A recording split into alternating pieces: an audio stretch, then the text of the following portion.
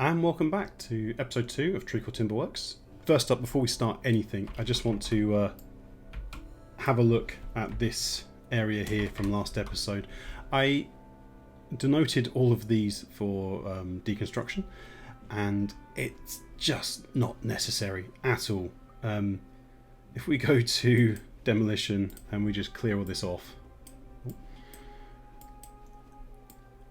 when the beavers come to plant new trees, these stumps, these pine leftovers here, they will be replaced automatically. Anything with a furrow underneath it is just denoted as, it will be dug up and the tree will be planted on top.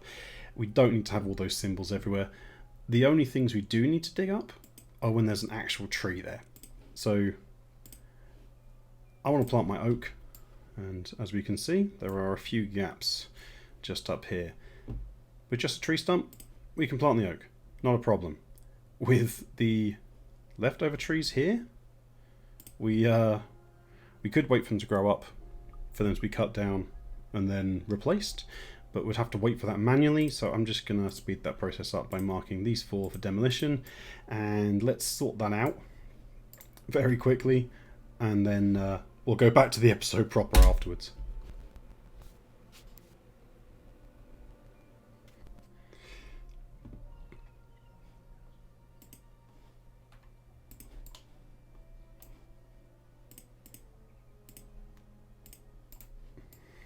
There we go, much better, much cleaner, without the red symbols for demolishing everywhere. We don't need our builders to do it. Our forester will come along, and if we look, he will replace the tree stump.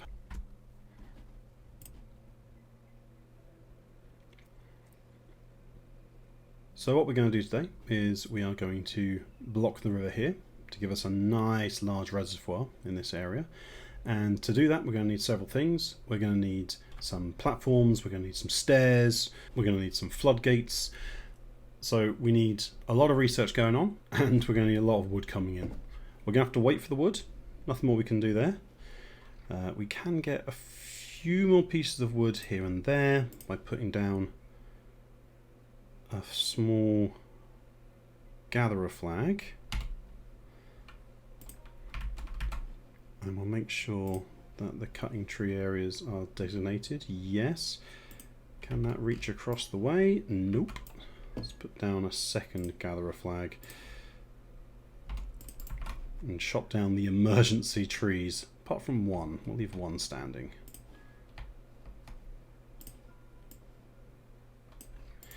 Just so that can regrow later on into our natural wood collection. We will use that wood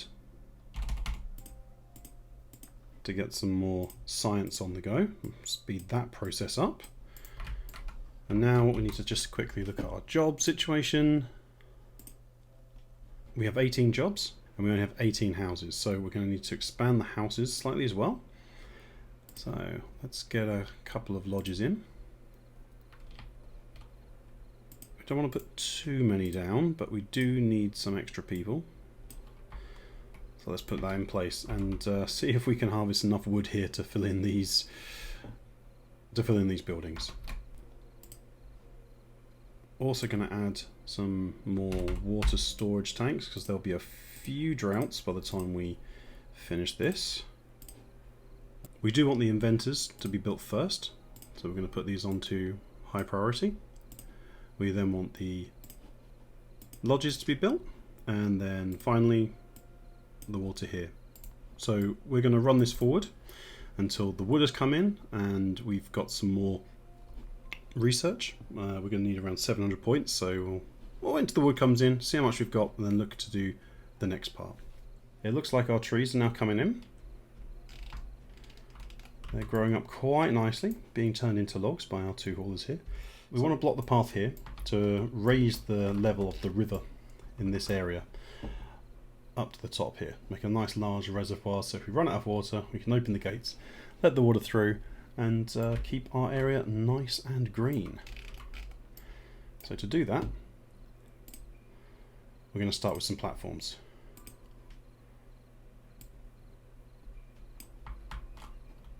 And I'm going to build the dam slightly back.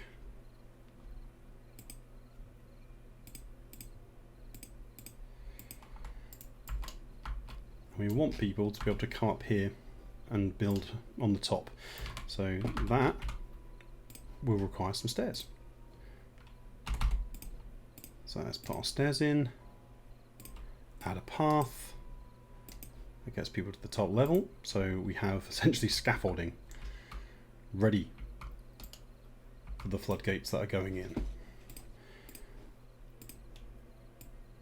Going to place a levee base and up the side.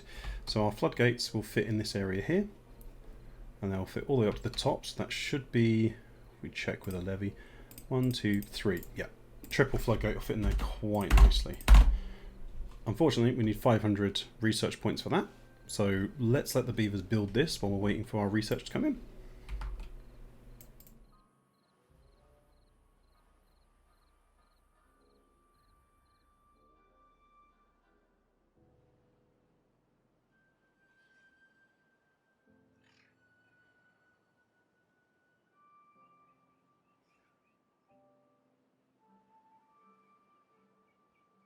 We now have the required science points to buy ourselves a triple floodgate.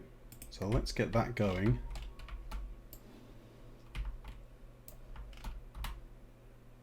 We're going to install the line right across here.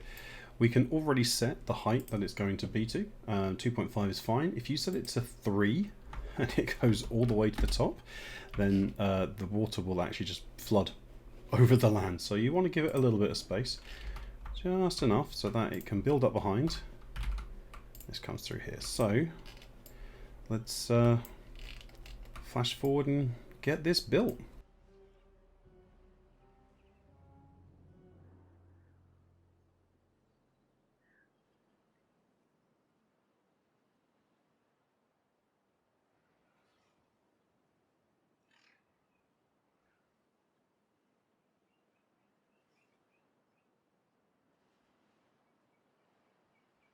I've removed the staircase because the stairs were blocking access to building the 2 middle pieces. So hopefully they will build quite quickly and we might be able to keep some water during the next drought.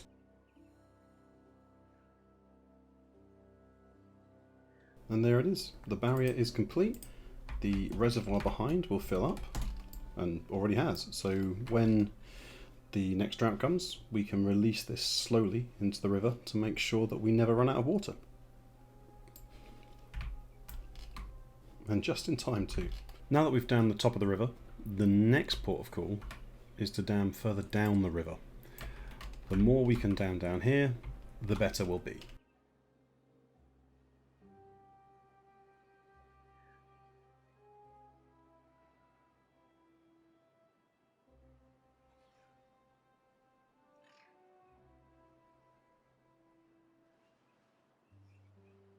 Of course, we can come down here and install some more floodgates so that we can create a reservoir downstream as well.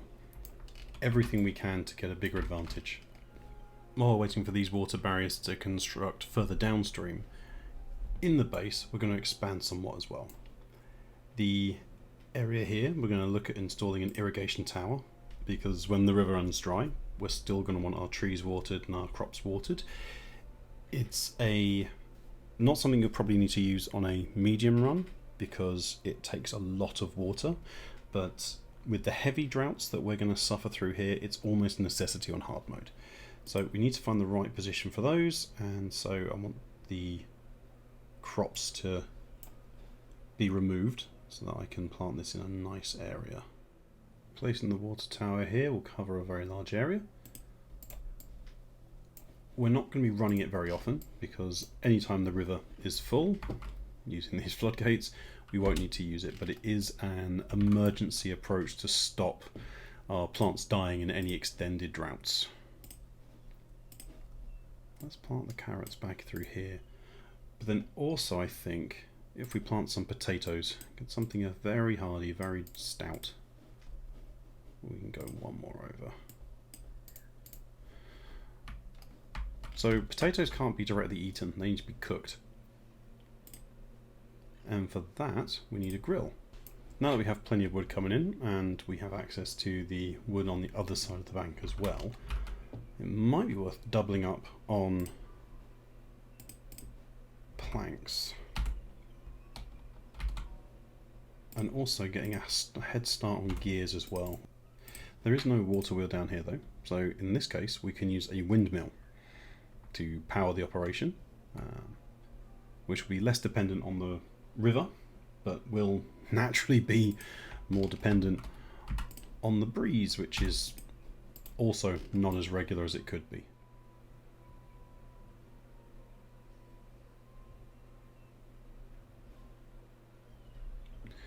Okay, so part of our river has dried up. So what we can do is just drop that down. And the water will start flowing through. Probably too much. Let's just put that back.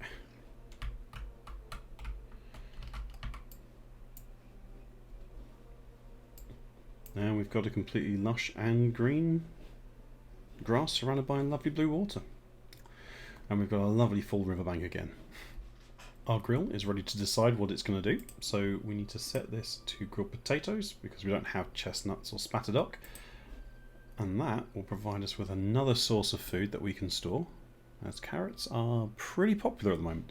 In theory, one windmill should be enough to power two at full strength, but in practice it's rarely at full strength, so I've just added a second windmill back here and we've connected it with power shaft together, so even if they're at half strength, they can still power both of these going quite nicely. I've just added in some storage for some gears and some planks so that we can build up a nice reserve for when we move on to our next building project. We're also adding in a wind powered backup to our lumber mill here so that during droughts, as is now, we can maybe get a few more planks out. We're going to add a hauling post here in a very central location and obviously run a path through. The hauling post will pick up resources from anything, a gathering source, and move it into the storage so that the workers within this unit here don't have to leave and work on that job. So it's a very good job to have on a very low priority. Any extra workers you somehow have can start hauling things around, and it's quite good for managing anybody who is unemployed. Come forth, beautiful water. Okay, our drought has actually ended, so let's put that back up to full height and restock the reservoir.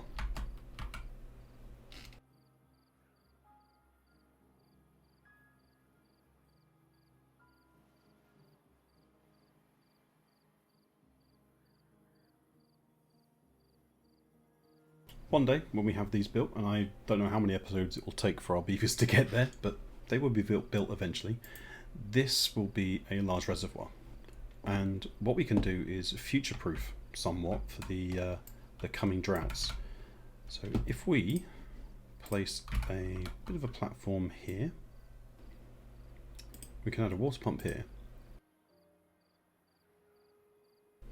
So what will happen with this water pump is when we're in a healthy water flow and this is filled up as a reservoir and the river is doing fine, this will be flooded and so it will not activate. So our beavers will not be able to work here.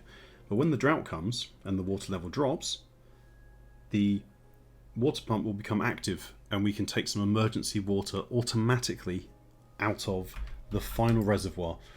And this will accept goods, but will be prioritized by haulers, so that the haulers will come and take the water away from here.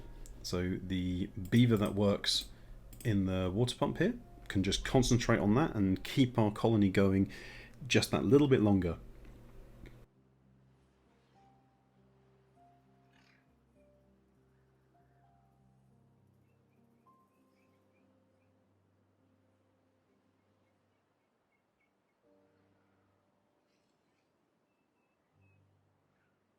On this fork of the river, I've set up the exact same thing as on this side of the river, so that when we choose to demolish these and allow the water to come through and fill up this part of the river, it will behave in the exact same way.